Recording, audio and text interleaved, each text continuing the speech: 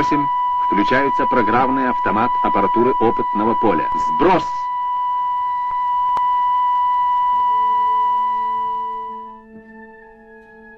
Осталось 3 секунды.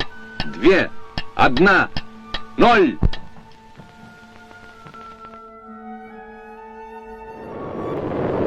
Через несколько секунд после взрыва диаметр пылевого столба составлял около 10 километров.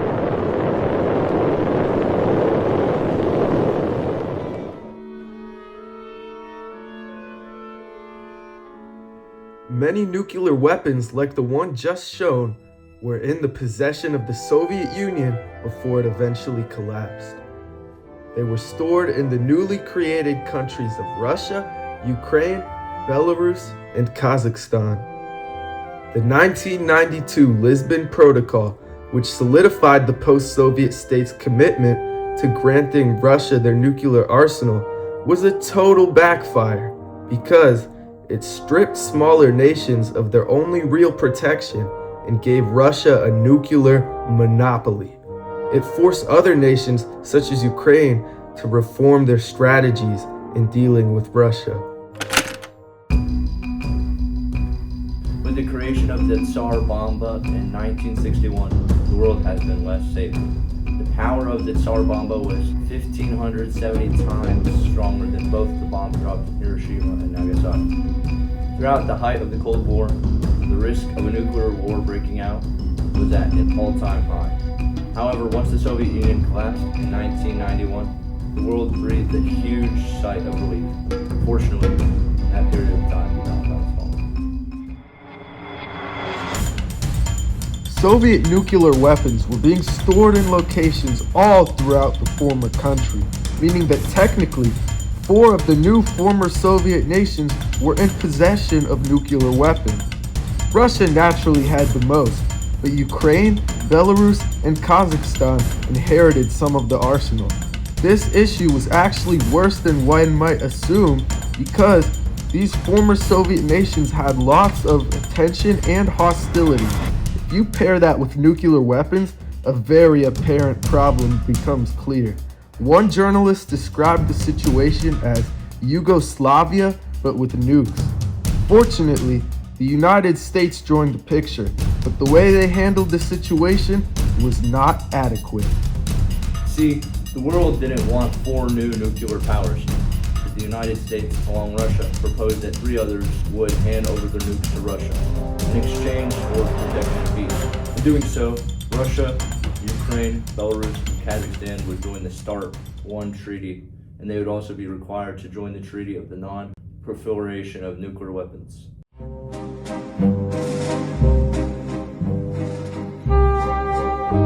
On May 23, 1992, 5 parties met in Lisbon, Portugal to officially sign the treaty. The treaty was to be called the Lisbon Protocol. USA's Secretary of State at the time, James A. Baker III, oversaw and signed the treaty on behalf of America. The signee for Russia was Minister of Foreign Affairs Andrei Kozyrev. For Ukraine, it was their Minister of Foreign Affairs, Anatoly Zlenko. On behalf of Belarus, it was Pyotr Kravchenko. Finally, for Kazakhstan, it was Tulajin Zukiyev. The treaty was made in 5 copies, each in all of the nation's languages, and each were all equally authentic.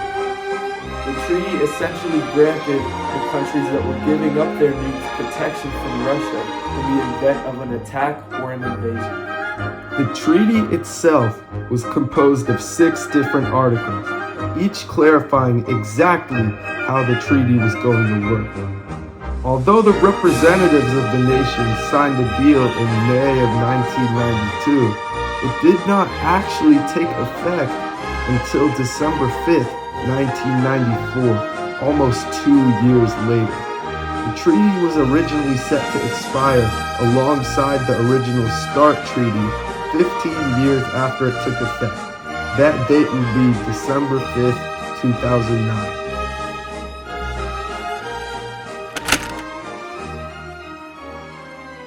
After the Lisbon Protocol was signed, Ukraine, Belarus, and Kazakhstan became formal signatories to START 1 treaty as well, alongside Russia, US, and many other nations around the world.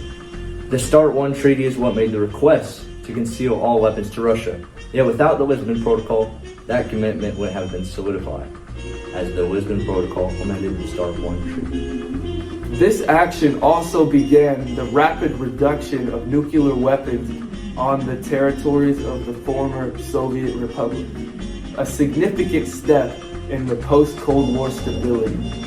There were both positive and negative consequences to the Lisbon Protocol signing. The positive consequences being that it solidified all of the former Soviet nations' commitments to being independent, sovereign states. It resolved the confusing legal status of the Soviet arsenal after dissolution. However, negative consequences also arose. They included the economic burden on these newly independent, economically unstable nations due to the requirement to dismantle the nuclear weapons, a delayed nuclearization process which caused anxiety in the US and Russia, and a loss of leverage from many within Ukraine because they felt the protocol forced them to get rid of the nuclear deterrent against future aggression.